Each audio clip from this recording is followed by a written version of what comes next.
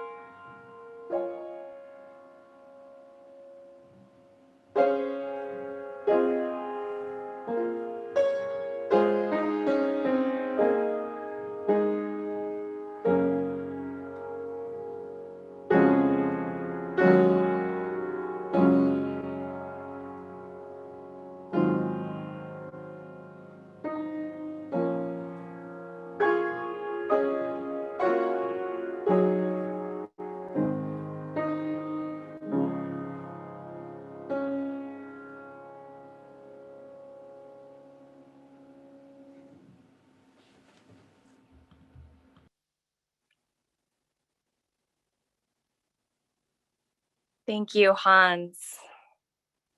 Our opening words are by the Reverend Joan Javier Duval. Here. Here is where you can lay it all down. Lay down all that you have carried, the weight of the world that has rounded your back, leaving you aching and exhausted. Here.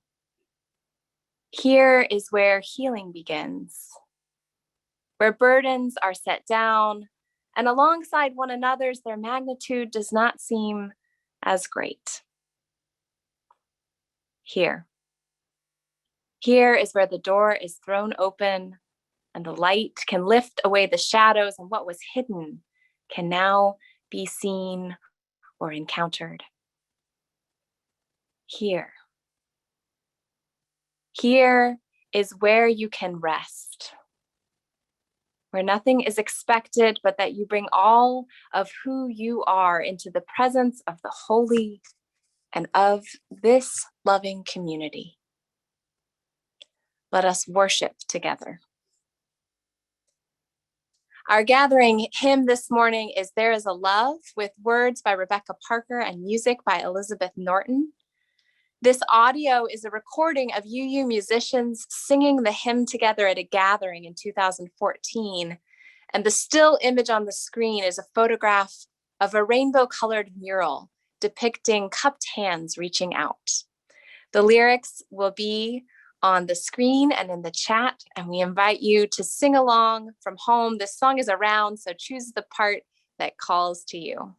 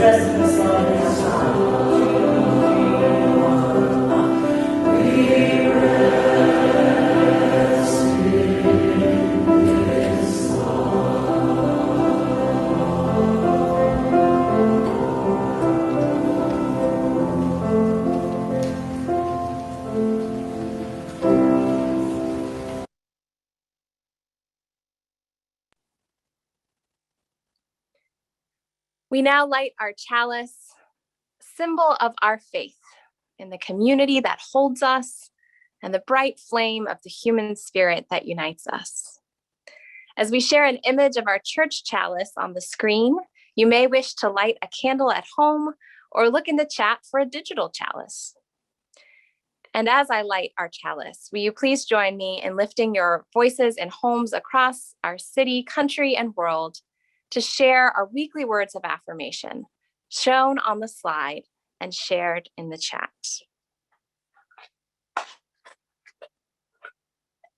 Love is the spirit of this church, and service is its law. This is our great covenant, to dwell together in peace, to seek the truth in love, and to help one another.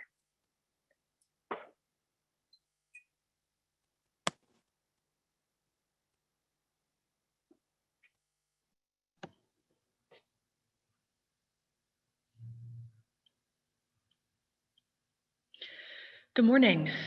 For our centering moment, I will be reading Breathe With Me by Susan McGinn. Breathe with me. You who feel sorrows across the oceans, calling across the room, echoing in the spacious cavern of your chest. Breathe with me. You who wake with the sun, carrying a restlessness to make justice and do mercy. Breathe with me. You who walk humbly, accepting that your gifts for the world will be made by you. You, a soft creature who must pause for meals, water, laughter, and rest. Breathe with me. You who sing songs of peace, hope, joy by heart, and love this world into a home. Let us take a moment together to breathe.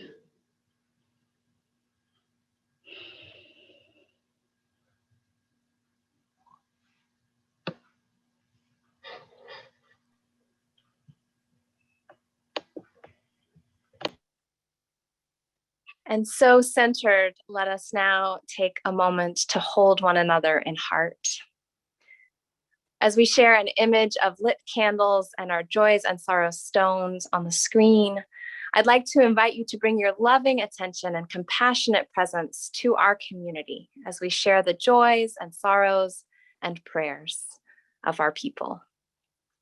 Let us hold one another in heart across the distance, remembering our connections and feeling that we are together amid life's sorrows and joys alike. I will begin by sharing the joys and sorrows submitted at our website, and then I will invite those of you gathered to share your joys and sorrows in the chat. I'll also be adding a few prayers for our world.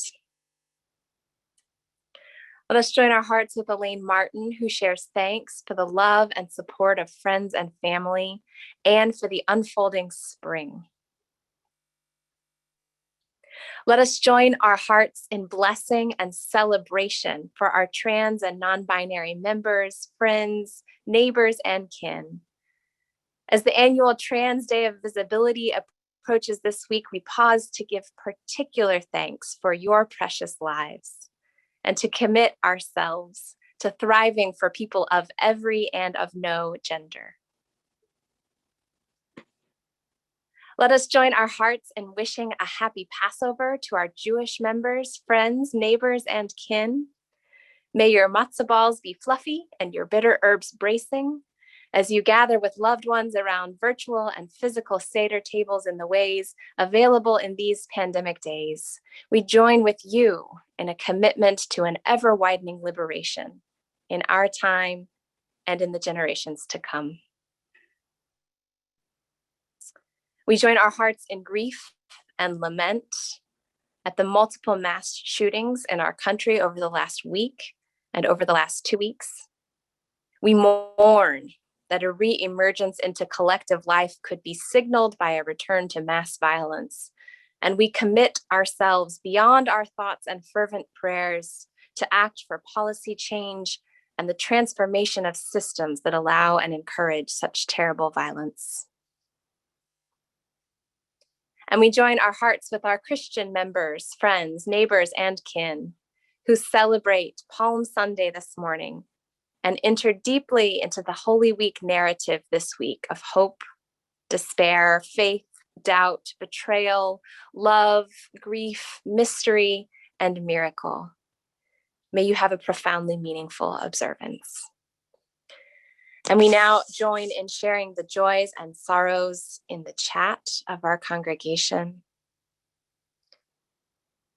We join our hearts with Rebecca Graves, who shares a request for thoughts of love for her friend Lucia as she and her family grieve the needless death of her grandnephew Jacob. We join our hearts with Ben, who shares joy for having hugged his pop for the first time in over a year, as both are now finally vaccinated.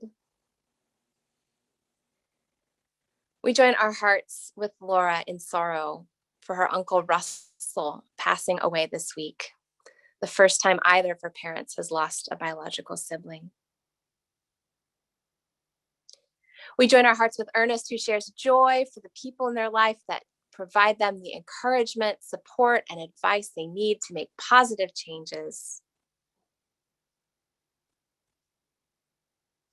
We join our hearts with Mindy, who shares that amid all the global sorrow and struggle of the past few weeks, the hugs of not one, but two wonderful friends has helped with fortification and a soul singing all week. We celebrate with you. We join our hearts with Hans in joy that he has scheduled the first appointment for a first dose of the COVID vaccine. And with Dottie and Rosie, the joy that they will soon see their grandchildren as duly vaccinated people. May everyone have these joys soon. Amen. We join our hearts with Sarah, who shares joy for spring flowers and the birds that come to bring cheer to all those who hear and see them and the wonders of our beautiful earth. We join our hearts with Barb in sharing the joy of getting to hug her friend Danny the day he got out of prison, her first time in a year and his first time in 15 years. What a powerful first hug, Barb. We join our hearts with Caden and Melissa in healing for an Uncle Pat, who was recently diagnosed with leukemia. It was Melissa's uncle, Uncle Pat.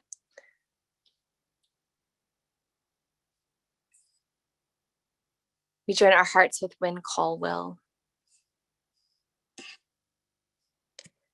We join our hearts with Sarah in joy for more vaccines in arms and the coming of spring, and in sorrow for those who lost loved ones to COVID and for whom life will never return to normal.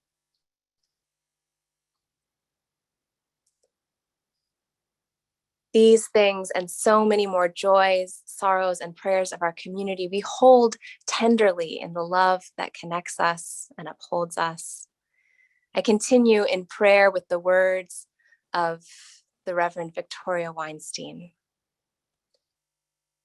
Spirit of life and love, we have gathered again out of our separateness to know that we are not alone.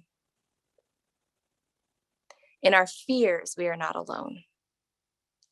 In our grasping for peace and finding it in fleeting moments and losing it again to some turmoil of the mind and heart, we are not alone. In our cynical moments, our wonderings, is this all there is? Is this the best we can do? We are not alone. In our pain, we are not alone. And so we dwell in you, Spirit of healing and wholeness, for this brief time, willing to be held here in an immense and expanding love, whose origins we do not know, whose reality is irresistible. That love calls us on. It reaches between us to fill spaces. It consoles the grieving and calms the anxious. It gives new vision to eyes dimmed by tears and exhaustion. It opens the ear to deeper truth. It awakens every sense available to us. It makes a place in the heart as hope. Let us rest in this peace for a moment and be held here.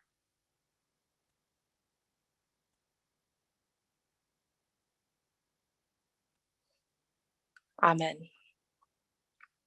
Our hymn of response is number 391, Voice Still and Small, here arranged and led by Christopher Watkins Lamb of Foothills UU Church in Fort Collins, Colorado.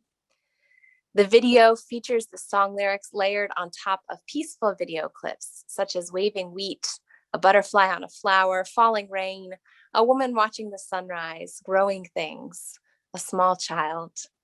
The song will be sung twice through, and we will add the lyrics to the chat so you can sing along from home.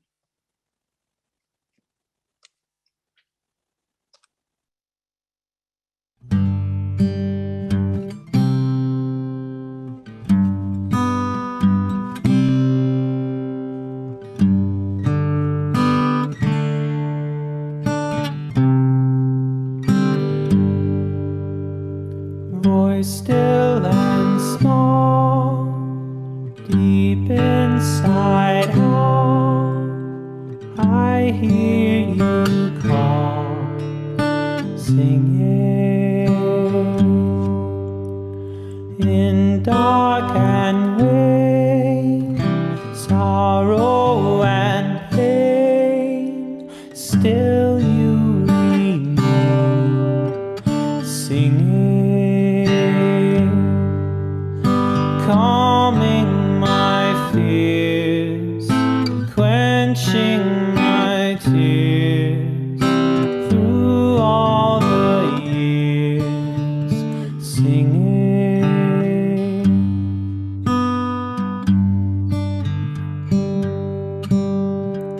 Voice still and small, deep inside all, I hear you call, singing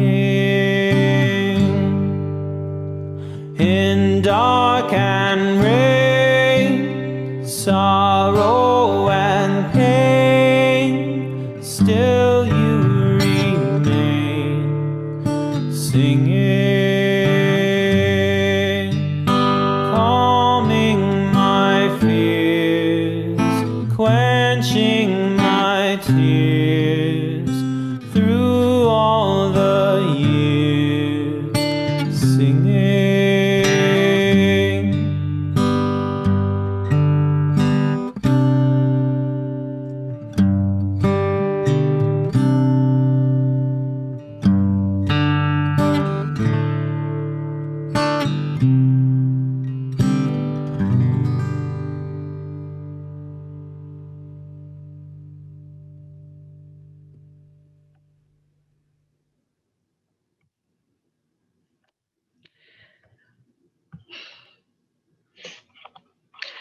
Our reading this morning is from Tricia Hersey, who describes herself as a performance artist, theater maker, activist, theologian, and community healer. Hersey is founder of the NAP Ministry, a public witness committed to dismantling white supremacy and capitalism by using rest as the foundation for its disruption. She writes, "We believe rest is a spiritual practice, a racial justice issue, and a social justice issue. I began experimenting with these ideals as a way to connect with my ancestors, to receive a word from them, and to honor my body. For the rest that they never were able to embody due to slavery and capitalism." This poem from April 2020 was shared as a part of a blog post about tending grief during the pandemic time and is entitled "Things to Do When Grief is Concerned."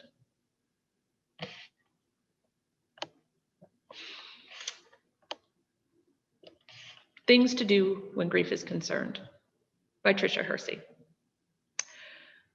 Call Walgreens Pharmacy and wait on hold for 20 minutes to place an order for a prescription. Be delighted when the pharmacy tech answers. She is so sweet and pleasant. We are both overwhelmed. Pray. Rest.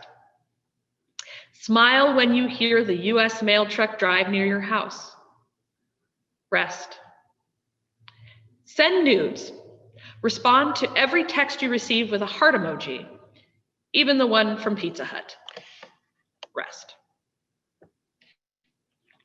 Deactivate your Facebook page, Twitter account, and leave Instagram for a while. Seek out valley moments.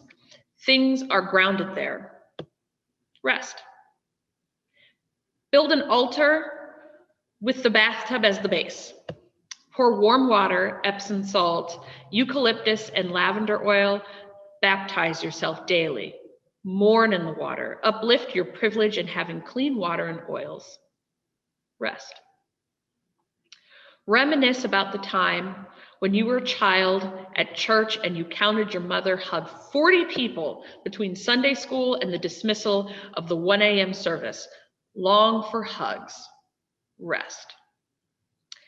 Get drunk off uncertainty and remember your ancestors built a spaceship from uncertainty. Stand in the traces of this resistance.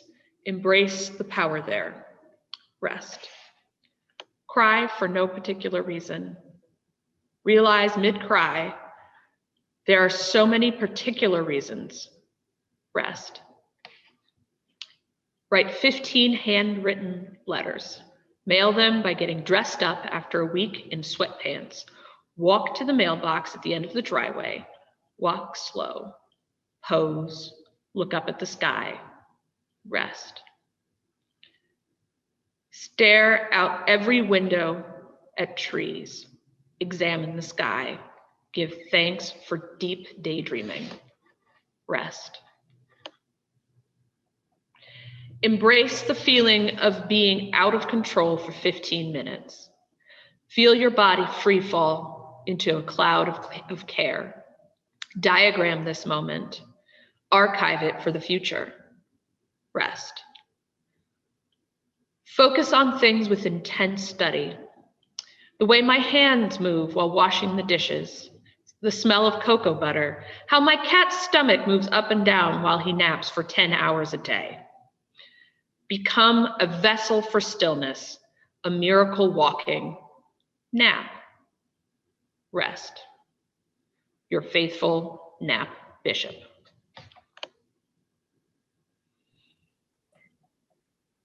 Our interlude this morning is a lovely centering chant by singer-songwriter Allie Halpert entitled Loosen, Loosen. Singing along at home is highly encouraged as we play this video, which shows a still image of a tree by the water at sunset with the name of the artist and song laid on top.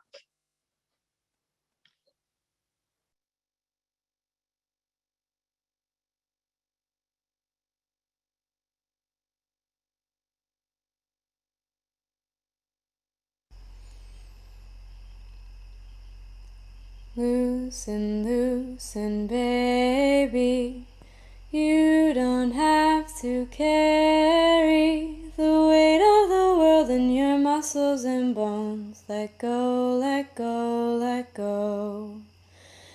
Loosen, loosen, baby, you don't have to carry the weight of the world in your muscles and bones. Let go, let go, let go.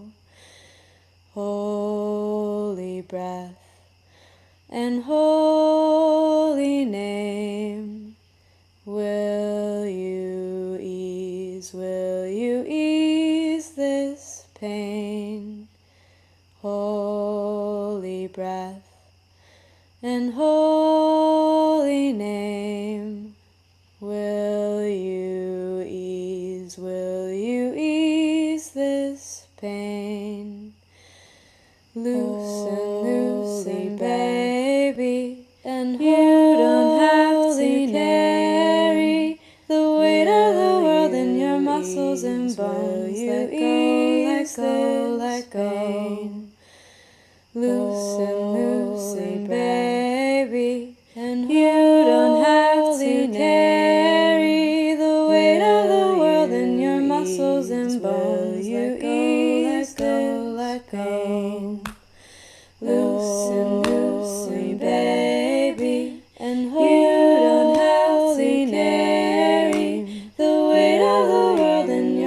muscles and bones. You ease like pain.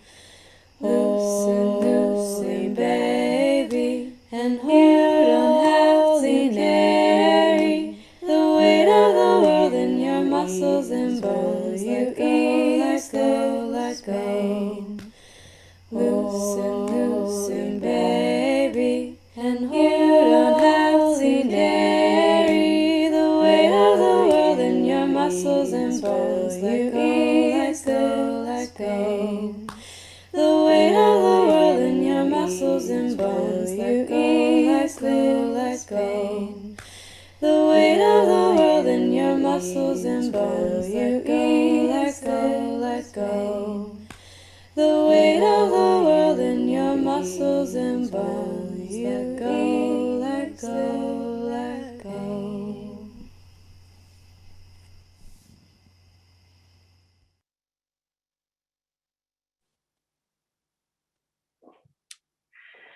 Dear ones, next Sunday is the last Sunday before my sabbatical begins on April 5th, and it will end on August 2nd. And next Sunday is also Easter Sunday. So I wanted to take the opportunity today to speak to you about the purpose of sabbatical as I see it and my hopes for me and for you.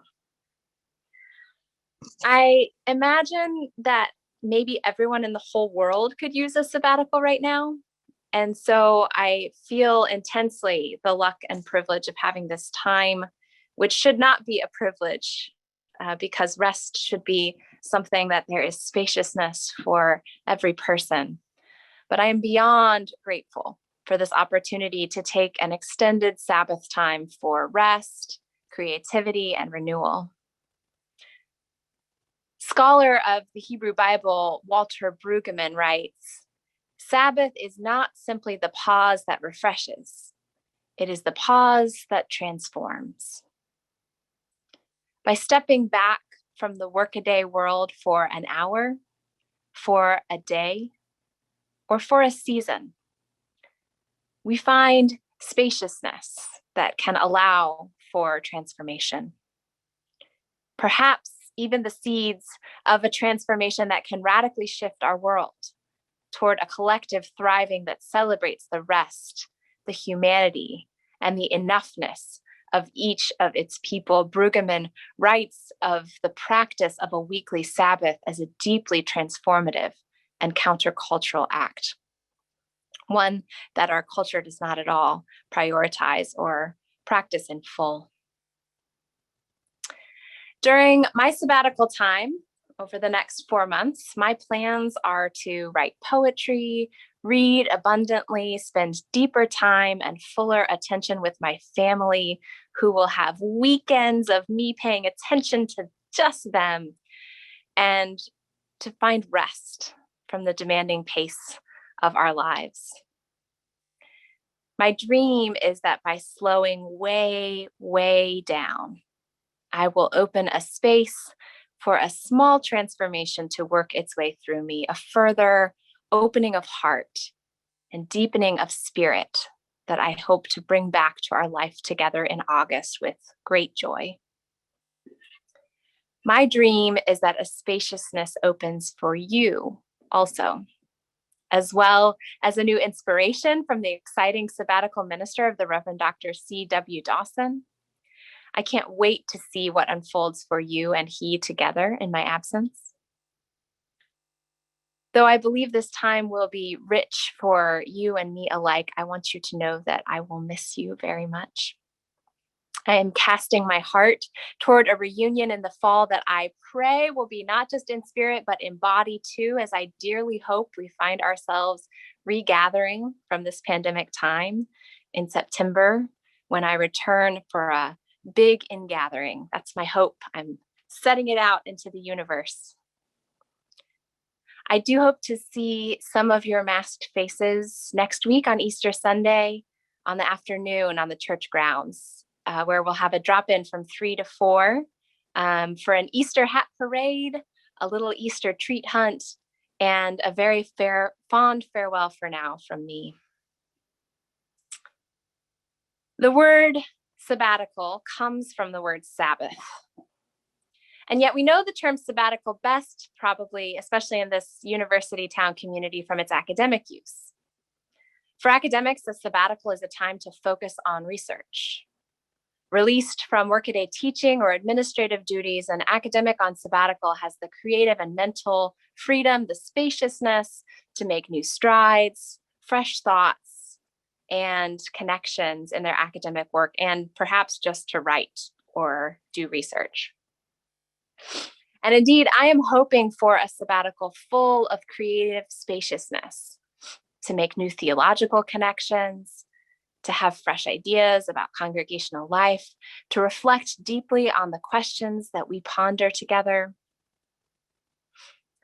But I also think that I, and perhaps we in our culture, have a lot to learn from the Sabbath origins of the word.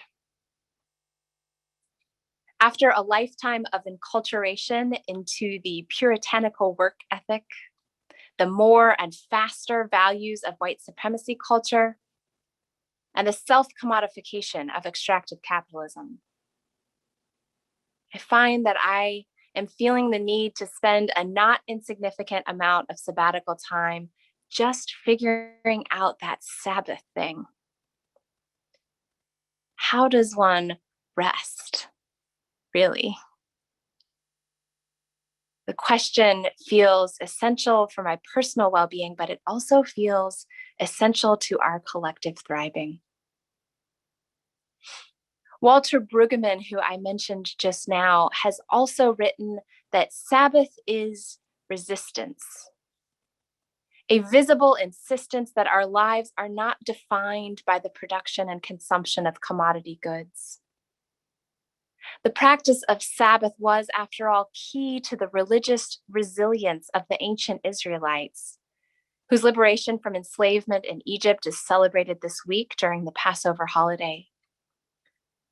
Sabbath has always been a practice that insists, even and especially amid the grinding of an imperial machine, that humanity's worth is a given, and never to be assigned by slavers or earned through labor.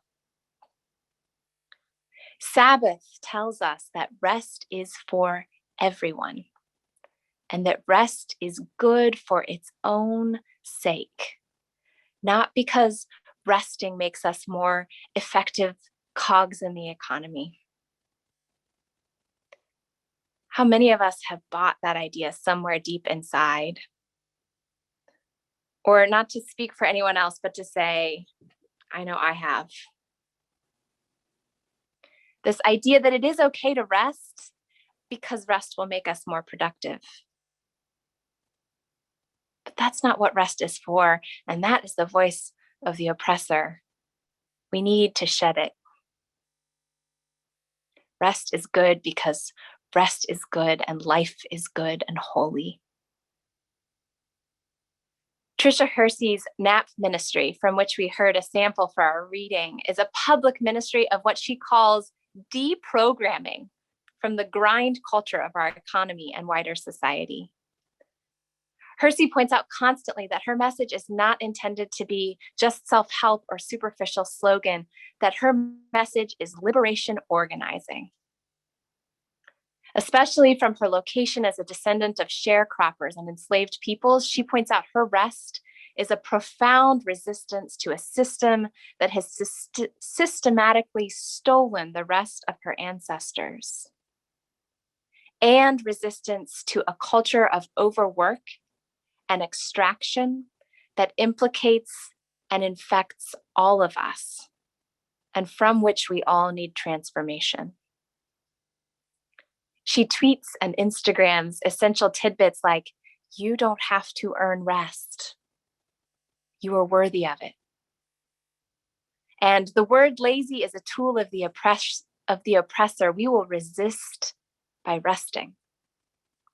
And sleep deprivation is a justice issue. Sleeping is healing. And you must be spiritually and physically exhausted from the guilt and shame you have attached to rest. Release it now. You can take a nap. You are enough. And the healing is in the slowing down. This last one is the one that hit me the hardest this week as I read Hersey's poem on rest and grief. The healing is in the slowing down. We have so much healing to do, dear ones. We have so much to grieve. And while our congregation has been working as a community to metabolize our grief and sorrow along the way, there is still so much healing ahead of us. We have been experiencing an extended grief and a slowly unfolding trauma this last year as a collective. And that grief is not going to suddenly cut off just because the traumatizing part begins to subside. After all, there is certainly grief during a loss, but those who have lost know that there is a lot of grieving work to be done after the loss. We cannot truly process or heal from a trauma until it ends, and we're not quite to that end yet, although I feel it coming closer and closer, especially every time I hear of one of you getting vaccinated. Perhaps this truth, the grief that still lies ahead of us, is what was on my mind, or maybe I was just really tired at one point when I told the board at one of their meetings that my only sabbatical plans were to lie in bed, stare at the wall, and cry. I was joking, but maybe I wasn't entirely. I think it is so essential as we begin to reemerge in the coming months. We cannot forget to heal. And we cannot heal without rest and the slow spaciousness that allows our spirits to peek up and look around, that allows our grief to work its way through us. Now, I imagine there may be a period of time as we all emerge collectively when rest and stillness is the last thing we want, given the constrictions that have limited our freedom of movement for the last year. And I imagine that there will be such a different pacing between how we all emerge. It won't be a grand collective, but a creeping forth in different ways and at different paces. I wonder, though, can we return to meeting our needs for companionship and connection without picking back up the breakneck pace of life pre-COVID? Can we go slow enough for the shy soul to show up and come along with us?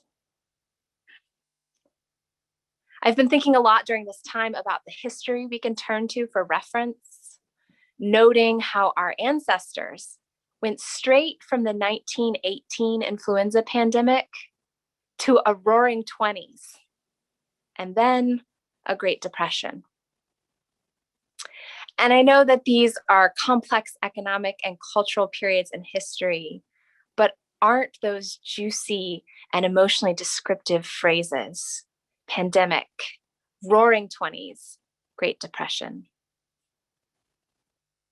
I'm wondering if this time we could move slowly enough to attend to our grief and trauma enough to have a healing 20s, followed by a great turning, to use a term from deep ecologist Joanna Macy.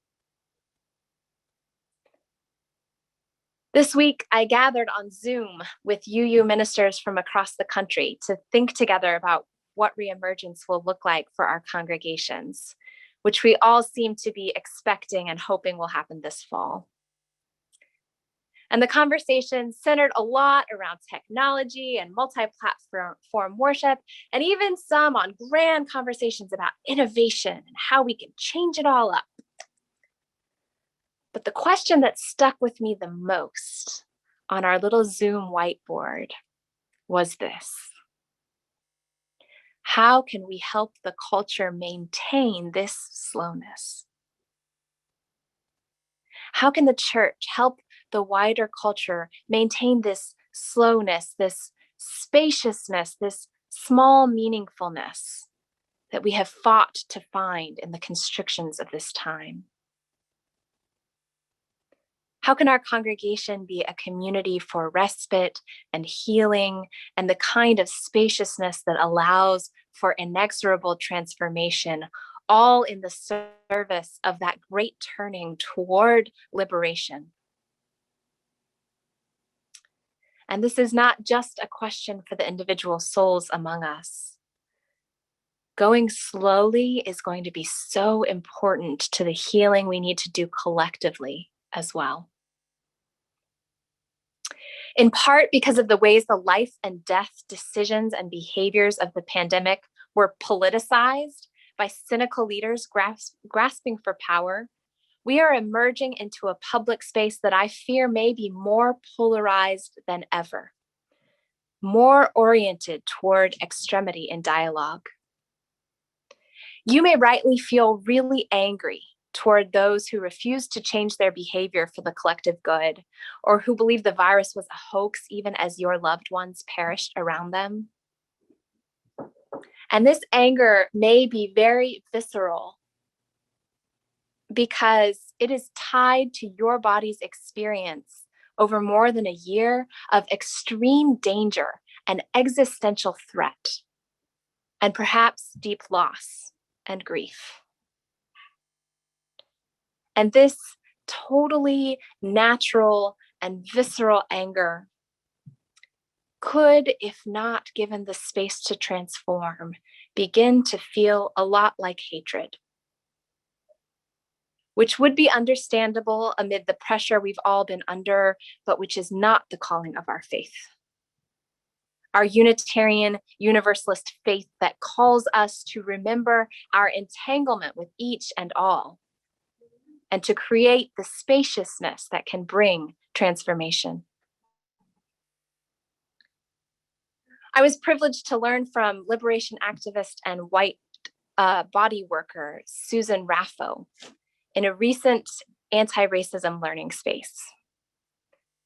It was a time full of sparkling wisdom, and two of the things she said have stayed with me the most profoundly.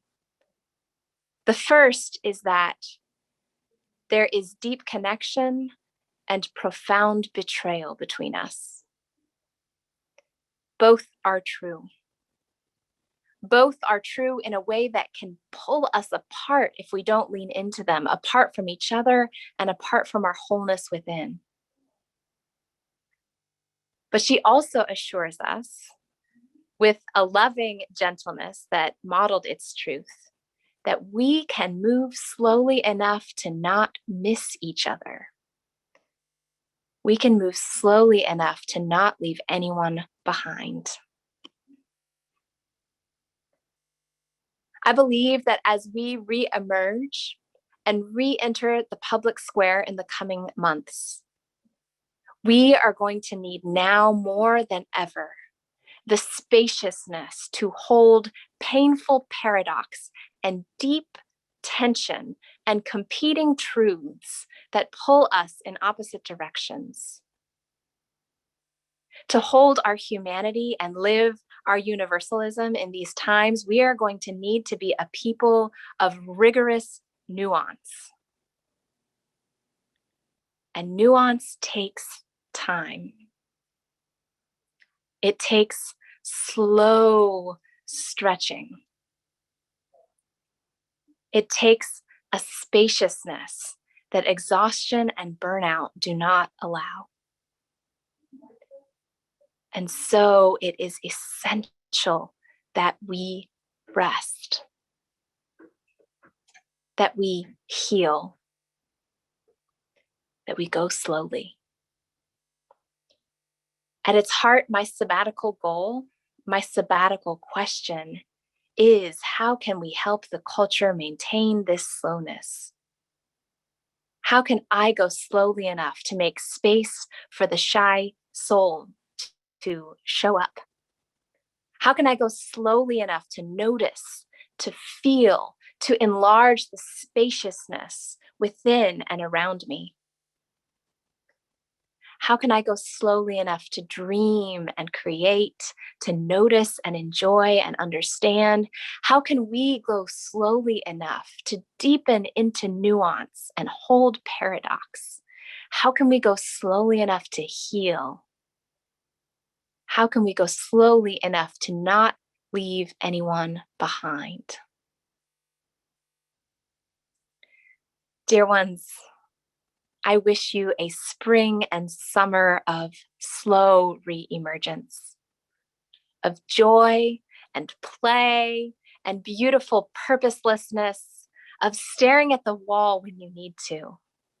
I wish you a loosening of constriction and a wideness of heart. I wish you healing and hope. I wish you rest. Our anthem this morning is There Will Be Rest, a musical setting of a poem by Sarah Teasdale, composed by Frank Ticelli and performed by the Harmony Chorus of Bangalore, India. This Indian children's choir is pictured in the video in colorful coats and hats, standing next to the water at Loch Ness in Scotland and singing together. Please enjoy.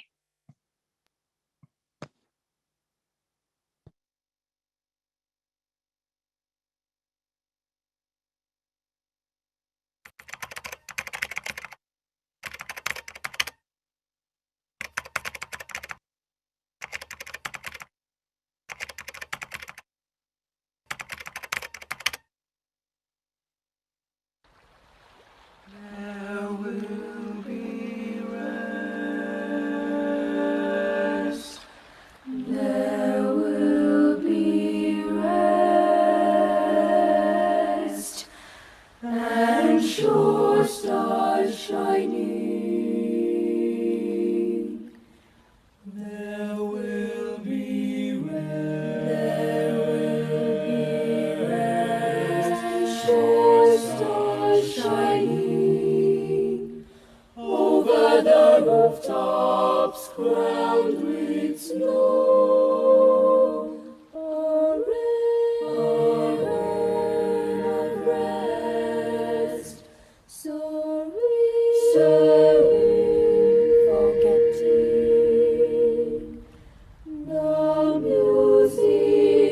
the music of stillness,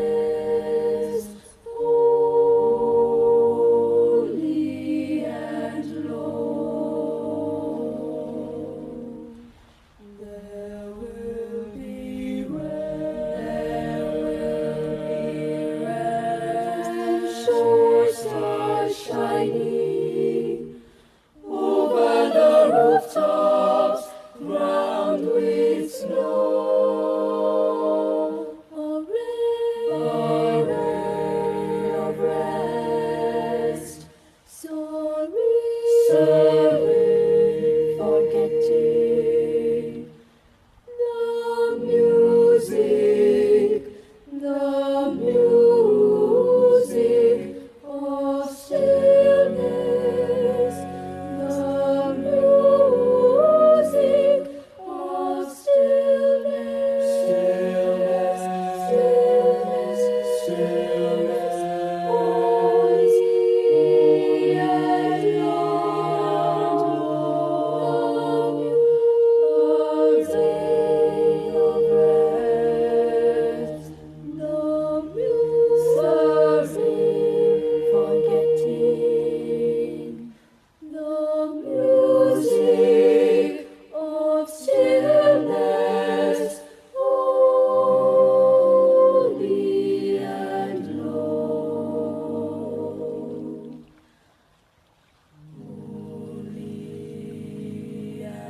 I will make this world of my devising, this world of my devising, this world of my devising, this world of my devising, this world out of a dream, out of a dream, out of a dream, out of a dream.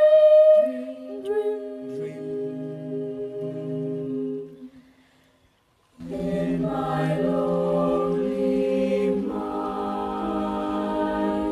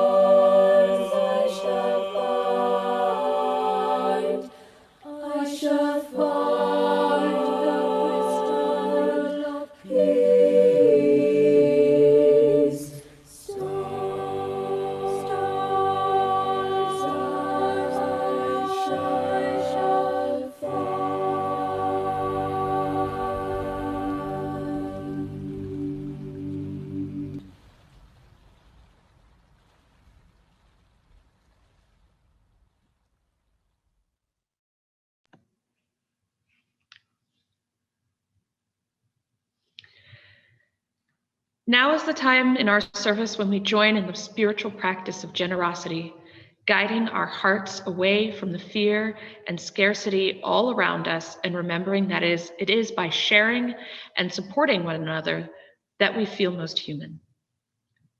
This morning's collection is a Faith to Action collection, which we take twice per month to support an organization doing the work of hope and love in our community. This morning's offering is for True North of Columbia, our community's comprehensive domestic and sexual violence victim service program. I'd like to introduce to you now their director, Elizabeth Herrera Eichenberger. Thank you so much for joining us this morning. Oh my goodness, thank you so much for having me. Can you all hear me? Hello? I just wanted to confirm that everybody could hear me. I'm actually, Yes, we can hear you. good. I'm actually in Puerto Rico right now visiting my family. So I'm sorry, and they're in the mountains, so it's going to be a little spotty. I believe Elisa said, I am the executive director of True North of Columbia. We are honored to be the recipient of your generosity. It means so much. And we've been in the community for a really long time, supporting those that are trying to find safety and hope, those experiencing sexual or domestic violence. We serve anyone in the gender spectrum, whether you're a man, a woman, anything in between, anything far beyond. We're here to help you, and we take incredible pride in the work that we do. We are committed to also social justice and making the world a better and more equitable place for everyone. I really loved Molly's sermon this morning. I think it touched. I suffered from all of the things that she mentioned, so I really wanted to give Molly a shout out because that was very touching, and it was very timely for me. I have a problem with rest, and as I'm sure many of you do, when you're called to do the work of, justice and helping others, it could be quite exhausting if you're not reminded to take care of yourself. Thank you for taking care of us. Again, thank you for your generosity. Thank you for believing in us. If you'd like to know more about True North of Columbia and its services, you can visit our website at truenorthofcolumbia.org.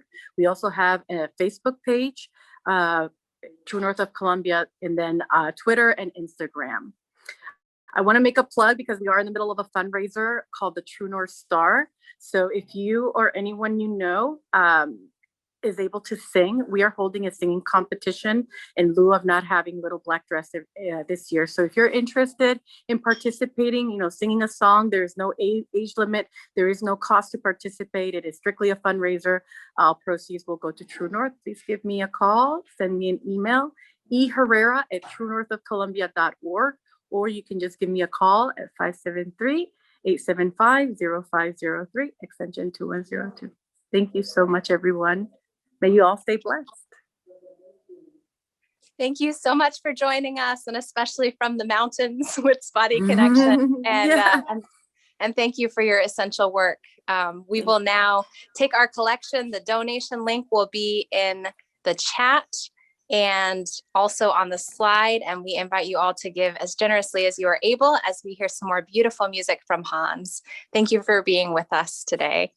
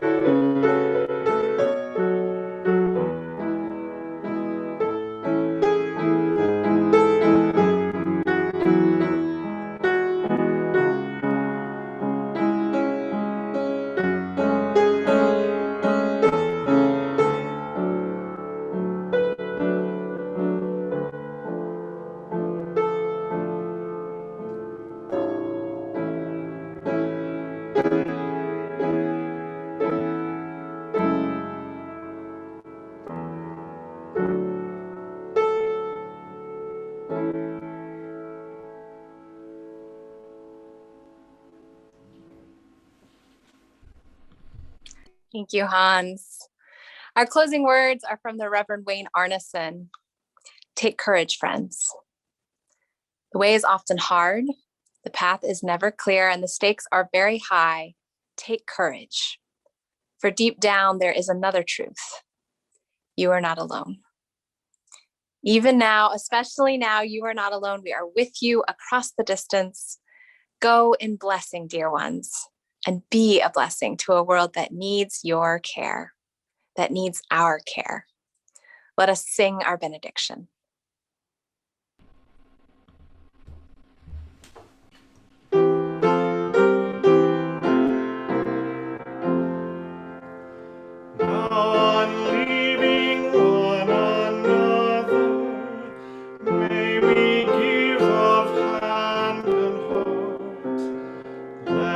Share our benediction, lovingly before we part.